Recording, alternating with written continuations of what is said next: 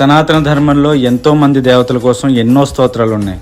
కానీ ఒకటి మాత్రం ప్రత్యేకం. దీన్ని ఏ ఋషి రచించలేదు, ఏ గురువు ఎవరికి బోధించలేదు. మెడలో యమపాసం పడి ఉండగా 16 ఏళ్ల మార్కండేయుడి నోటి నుండి తను శివుణ్ణి ఆశ్రయించుండగా ఎవరేం చేయగలరు అనే ధైర్యం, ఆ పరమేశ్వరుడిపై అతనుకున్న నమ్మకం, భక్తి, ఆర్తి అనేవి ఒక స్తోత్ర రూపం దాల్చితే అదే చంద్రశేఖరాష్టకం. అందుకే చంద్రశేఖరాష్టకానికి ఉండే శక్తి అనేది వర్ణించడానికి సాధ్యం కాదు. అలాంటి చంద్రశేఖరాష్టకంలోని మొదటి శ్లోకం, రత్నసానుసరాసనం రజతాద్రి శృంగనికేతనం. రజతాద్రి అంటే వెండి కొండ, వెండి కొండ అంటే మంచుతో కప్పబడిన కొండ. అలాంటి మంచు కొండ యొక్క శిఖరం మీద రత్నాలతో పొదిగి ఉన్న ఆ శిఖరపు అంచున అంటే కైలాస పర్వతంలో ఆసీనుడై ఉన్నాడు ఆ పరమేశ్వరుడు.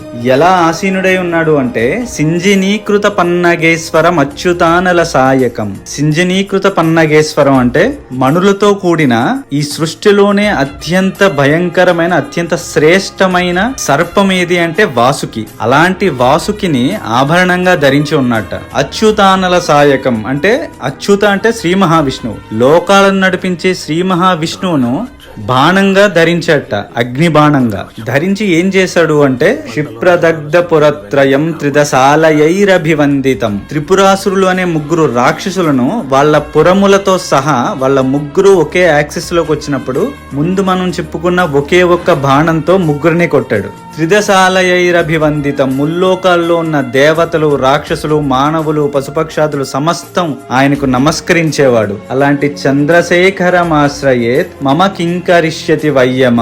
అలాంటి చంద్రశేఖరుణ్ణి నేను ఆశ్రయించి ఉండగా యముడా నన్ను ఏం చేయగలవు అని అంటున్నాడు మార్కండేయుడు. ఇక్కడ చంద్రశేఖర అని ఎందుకు సంబోధించాడు అంటే చంద్రుడు అనేవాడు కాలానికి సింబల్. అందుకే మనం తెలుగు రోజులు మీకు తెలిస్తే పాడ్యమి, విధియ, తదియ ఇవన్నీ చంద్రుడు పౌర్ణమి వైపు ప్రయాణించడం, అమావాస్య వైపు అంటే తగ్గిపోవడం. ఇప్పుడు మార్కండేయుడికి ఆ కాలం, ఆ ఆయుష్యే కదా లేదు. ఆ కాలాన్ని ధరించినందుకు చంద్రశేఖరుడిగా సంబోధిస్తున్నాడు. యముడికి కూడా ఇండైరెక్ట్ గా అర్థం కావడానికి, నువ్వేదో నా టైం అయిపోయింది అనుకుని వచ్చావు, ఈ టైం ని కూడా మార్చగలిగేవాడిని పట్టుకుని ఉన్నా నేను, చూసుకో అని.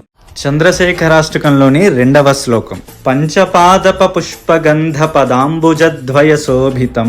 అంటే ఎవరి పాదాలైతే 5 పవిత్రమైన వృక్షాల పుష్పాల సువాసనతో సువాసితమై ఉంటాయో, పాలలోచన జాత పావక దగ్ధ మన్మథ విగ్రహం.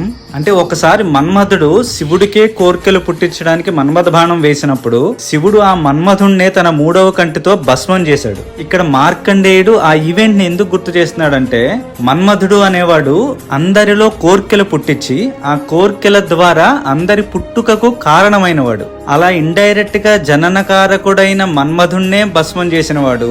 అలాంటి ఆయన దగ్గరికి వస్తే ఎంత మరణకారకుడు అయినా నీకు కూడా అదే గతి పడుతుంది అని చెప్పడానికి ఈ ప్రస్తావన తెచ్చాడు.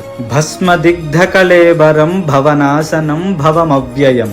ఏ కోర్కెలు బంధాలు లేనివాడు, ఒంటిపై కేవలం భస్మం పూసుకుని కూర్చునేవాడు, కానీ తనను నమ్మిన వాళ్లకు మాత్రం ఈ భవబంధాల నుండి విముక్తులను చేసి మోక్షాన్ని ప్రసాదించి తనలో కలుపుకునేవాడు, ఎప్పటికీ నిలిచిపోయేవాడు ఈశ్వరుడు. అలాంటి చంద్రశేఖరమాశ్రయే మమ కింకరిష్యతి వయ్యమః. అలాంటి పరమేశ్వరుణ్ణి మనం ఆశ్రయించుండగా యముడైనా ఎంతటి కష్టమైనా మన ఏం చేయగలుగుతుంది. చంద్రశేఖరాష్టకంలో 3వ శ్లోకం, మత్తవారణ ముఖ్య చర్మ కృతోత్తరీయ మనోహరం. అంటే మదమెక్కిన గజాసురుడి చర్మాన్నే తన అంగవస్త్రంగా ధరించగలిగిన వాడు, పై వస్త్రంగా ధరించిన వాడు, మనోహరం అంటే మనోహరుడు. అంటే పశు చర్మాన్ని ధరించినా కూడా మనోహరుడు పరమేశ్వరుడు, అందమైన వాడు. పంకజాసన పద్మలోచన పూజితాంగ్రి సరోరుహం. పంకజాసన, పంకజం అంటే పద్మము, ఆసనంగా గలవాడు ఎవరు? బ్రహ్మదేవుడు. తర్వాత పద్మలోచన, పద్మలోచన అంటే పద్మముల వంటి కన్నులు గలవాడు అని విష్ణువుని అంటారు. అంటే విష్ణువు అంటే బ్రహ్మ, విష్ణువు. పూజితాంగ్రి సరోరుహం అంటే సృష్టి స్థితి కారకులైన బ్రహ్మ, విష్ణువు మొదలగు దేవతలు సైతం పూజించే పవిత్రమైన పాద పద్మములు గలవాడు ఎవరు? శంకరుడు. మళ్ళీ ఇక్కడ విష్ణువు శివుడిని పూజిస్తున్నాడు అని చెప్తున్నారు. అంటే శివుడు ఎక్కువ, విష్ణువు ఎక్కువ అని మొదలు పెట్టకండి. విష్ణువు శివుడిని పూజిస్తాడు, శివుడు కూడా విష్ణువుని ధ్యానిస్తాడు, పూజిస్తాడు కూడా. అంతకంటే కొంచెం ఎదిగి చూస్తే వాళ్ళిద్దరూ ఒకటే అని కూడా అర్థమవుతుంది. తర్వాత లైను, దేవ సింధు తరంగ శ్రీకర సిక్త శుభ్ర జటాధరం. అంటే దేవనది అయిన గంగ భూమి మీద పడేటప్పుడు ముందు శివుని జటాజూటాల్లో పడి ఆయన జటాజూటం మించి ఆయన శరీరం నుంచి భూమి మీదకి వచ్చింది. అలాంటి దివ్య నది అయిన గంగా జలాల అలలతో మంగళకరమైన జలధారలతో తడిసిన శుభ్రమైన జటాజూటాన్ని కలిగి ఉన్నట్టు శివుడు. అంటే మదమెక్కిన గజాసురుడి చర్మాన్నే తన అంగవస్త్రంగా ధరించగలిగిన వాడు, బ్రహ్మ విష్ణువుల పూజలు సైతం అందుకోగలిగిన వాడు, అతి పవిత్రమైన శక్తివంతమైన గంగా జలాన్ని తన జటాజూటాలతో శిరస్సును ధరించిన వాడు. అలాంటి పరమేశ్వరుణ్ణి చంద్రశేఖరమాశ్రయేత్ మమ కింకరిష్యతి వయ్యమః. అలాంటి పరమేశ్వరుడి పాదాలు మనం పట్టి ఉండగా యముడైనా ఎంతటి కష్టమైనా మన ఏం చేయగలదు. యక్షరాజసఖం భగాక్షహరం భుజంగ విభూషణం. యక్షరాజసఖం అంటే కుబేరుడు యొక్క స్నేహితుడు అని. అంటే సమస్త సంపదలకు మూలమైన వాడు. శివుడి పక్కనే ఎప్పుడూ ఒక స్నేహితుడిలా నించునుంటాడు. భగాక్షహరం అంటే కోర్కెల ద్వారా ఈ సృష్టిని ముందుకు సాగడానికి సాయపడే మన్మధుణ్ణే తన మూడో కంటితో కాల్చేసిన వాడు.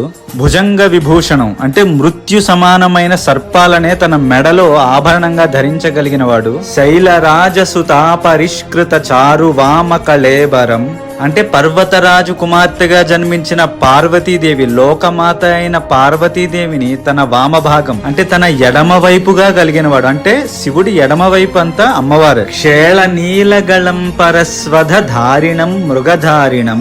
లోకాలను కాపాడటం కోసం విషాన్ని తాగి తన గొంతును నీలంగా మార్చుకున్నవాడు.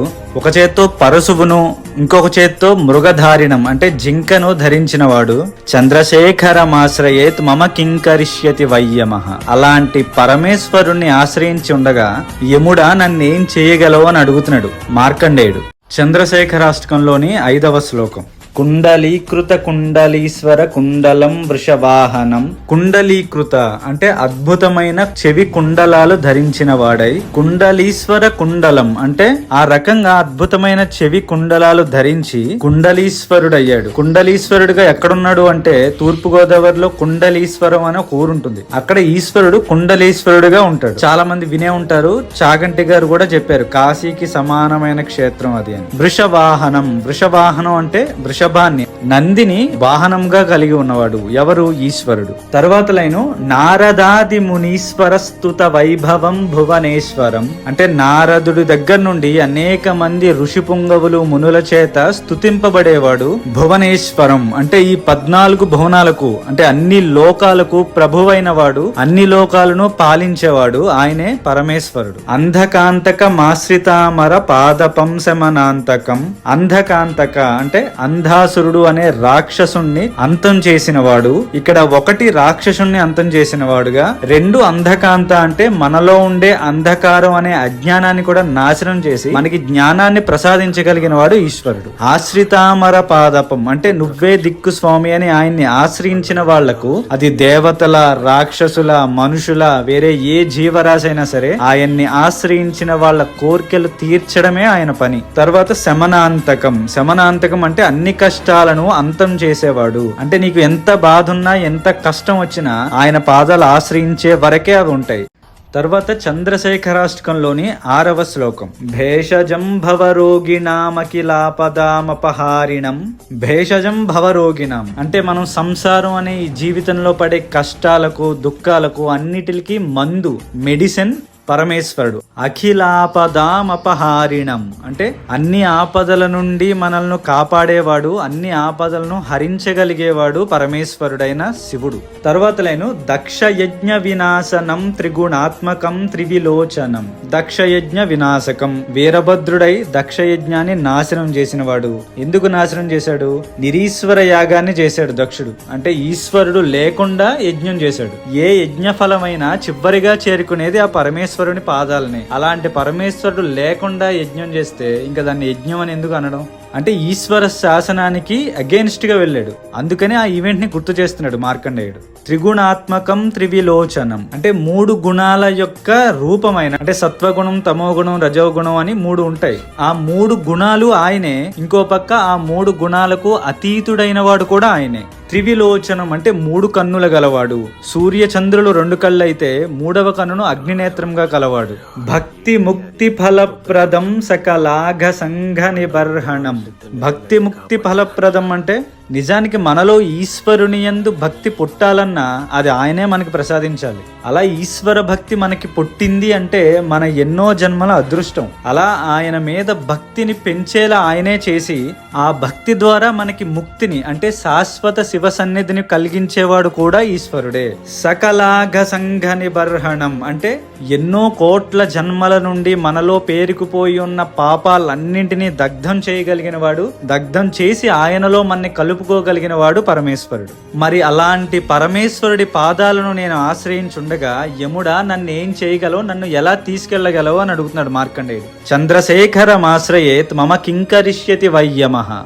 చంద్రశేఖరాష్టకంలోని 7వ శ్లోకం.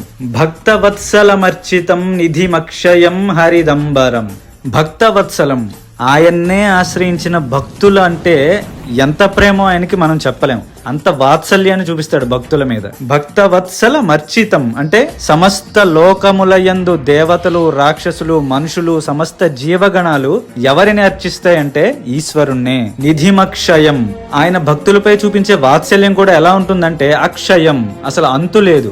ఆయన ప్రేమ వాత్సల్యం అనేది భక్తుల పైన ఒక అంతులేని నిధిలా కురిపిస్తూనే ఉంటాడు ఆయన. హరిదంబరం అంటే ఆకాశాన్ని ధరించినవాడు. ఆకాశం అంటే అనంత విశ్వానికి సూచిక.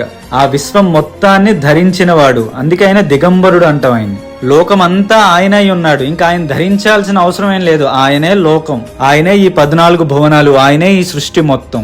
సర్వభూత పతిం పరాత్పరమప్రమేయమనుత్తమం.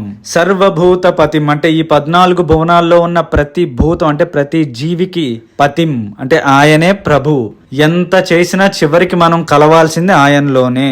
పరాత్పరం జీవాత్మ అంటే మనం, పరమాత్మ అంటే ఈ జీవాత్మలన్నింటికంటే పైన ఉండేవాడు. మరి పరాత్పరం అంటే అందరికంటే పైన ఎవడుంటాడో వాడికన్నా పైన ఉండేవాడు పరాత్పరుడు, పరమేశ్వరుడు. అనుత్తమం అంటే ఆయన కంటే గొప్పవాడు లేడు, ఆయన్ను మించిన వాడు కూడా ఈ సృష్టి యందు లేడు. ఆయనే సుప్రీం, ఆయనే అన్ని జీవుల యొక్క అంతిమ గమ్యం. అప్రమేయం అంటే ఇమ్మెజరబుల్. ఆయన ఇది అని పోల్చడానికి గాని, ఆయన ఇంత గొప్పవాడు అని చెప్పడానికి గాని ఇంకొక శక్తి ఈ సృష్టి యందు లేదు.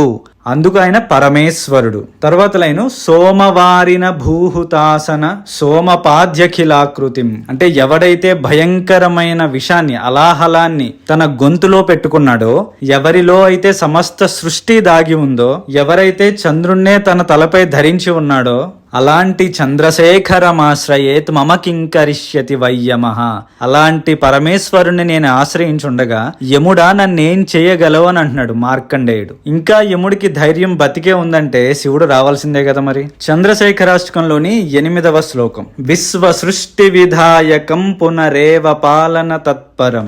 విశ్వ సృష్టి విధాయకం అంటే ఈ సమస్త సృష్టికి సృష్టికర్త ఆయన నుండే సమస్త లోకాలు ఉద్భవించాయి. పునరేవ పాలన తత్పరం అంటే ఆయన నుండి ఉద్భవించిన సృష్టి మొత్తాన్ని పాలించేవాడు కూడా ఆయనే, రక్షించి నడిపించేవాడు కూడా ఆయనే.